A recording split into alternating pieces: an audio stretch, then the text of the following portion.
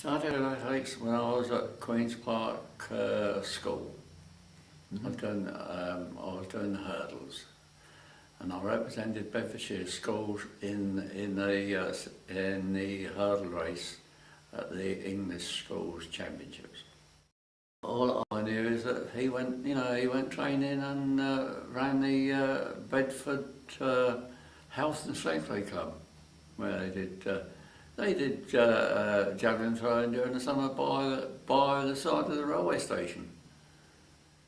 It was a little club on its own, the archway itself. That was enough room there. And then after school, when I finished at school, I joined the Bedford and County Athletic Club. Then I joined London Athletic Club. They invited me down there, and I went and joined them. As a matter of fact, we tested some javelins. We had special aluminium javelins, which were made in a factory in Bedford and sold by the sports firm in Clapham Road, not Clapham Road. I'll continue from Clapham Road onwards. Tavistock Street, yeah. And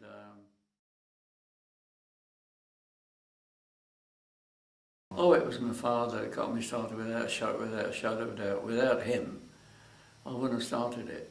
I mean, my father was down, right down to do training first thing in the mornings. And I had to, matter of fact, I've got them upstairs. Dumbbells, using just dumbbells, not just the ordinary dumbbells, not the special ones where they're all plastic or anything. Special dumbbells which you can take the discs off. And before he went to work, I had to get up and do some exercises every morning. Oh, right. And what time did Alan start in those days? Alan started at 7:30. Oh, training schedule is scattered. Right. Well, the only times we could do that was in the winter, and it was the time when, as soon as the darkness come in at night, and you couldn't go to Allen Park and do any training. Then I was walking down the main yard at W.H. Allen's where I worked, and Mr. Kenneth Allen was walking down, and he was the manager or managing director, and he saw me and he said, "Dalrymple, I want you." So I said, "Yes, what have I, more or less what have I done?" And he said, "I understand you're throwing javelins in the street."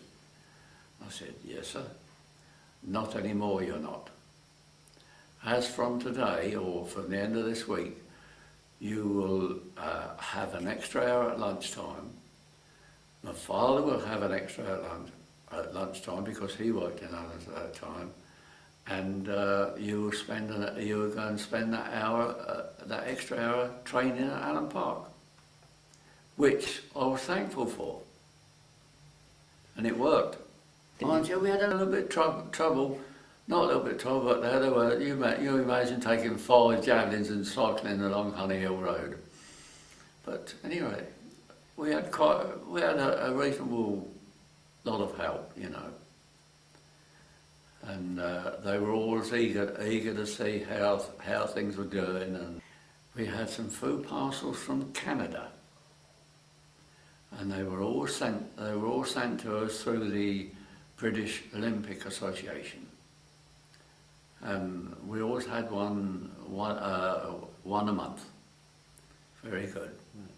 All fruit, tin fruit, apples and things like that, and my mother and father knew what it was for, and Dad knew what it was for, and that was mine. It wasn't theirs. Wasn't there jam as well, one of the special treats? Yeah, mind you. If there was an extra tin over, they had it.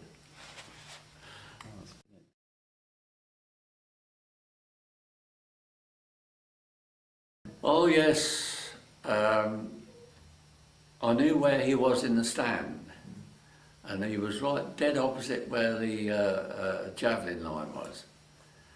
And I looked up at him, and he's got the usual thing, wave. So I had to hop over the fence across the dog racing track, and he was advising me there, left, right, and centre, and they couldn't stop it. Nobody can stop you. This is the Olympic medal, which my father was presented with in Paris in 1924. What's it saying? What's it got on the back as well? It's really On nice the back design. it says 8th Olympiad, Paris, 1924. Excellent. And very uniquely, you've also got your own from 24 years later.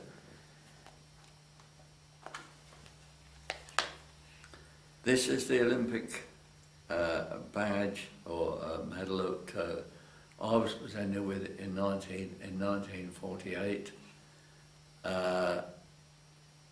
with the rings on at the back, being the 14th Olympiad, London, 1948.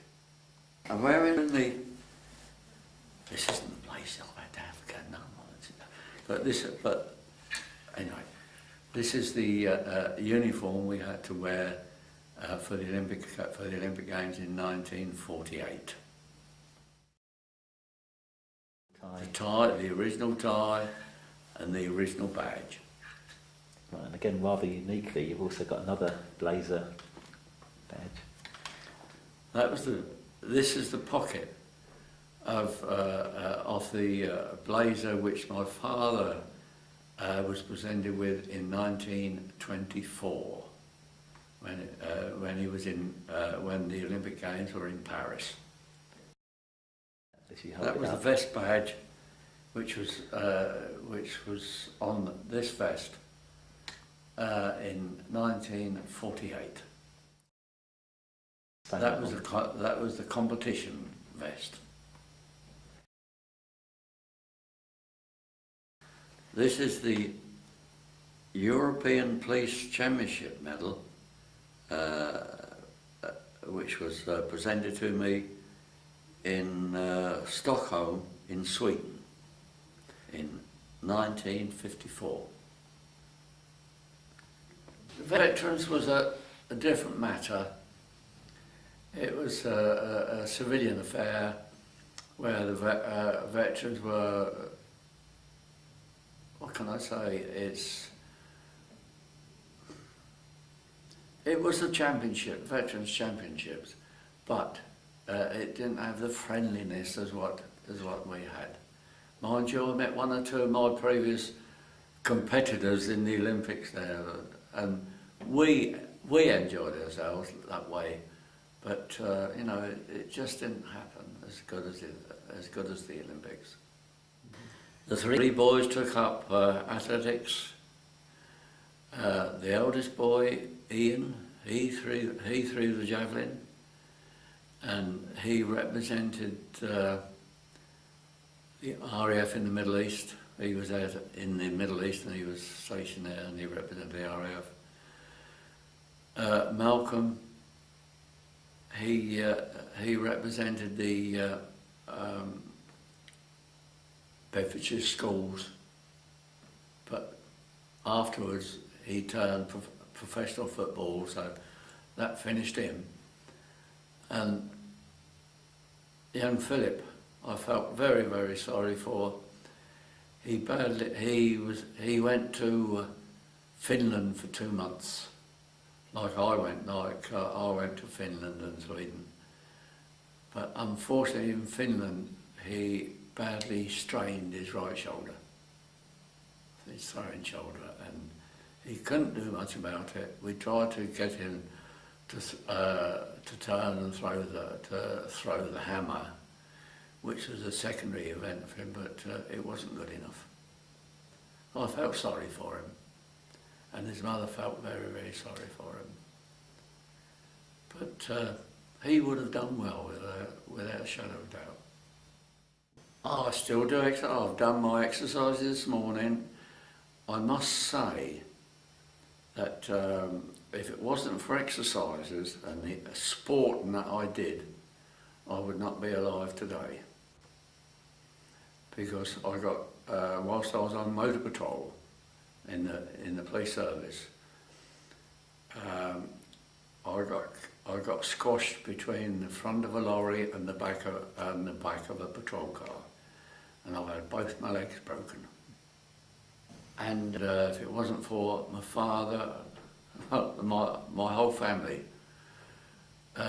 because I mean I haven't got a kneecap. I've got nothing there.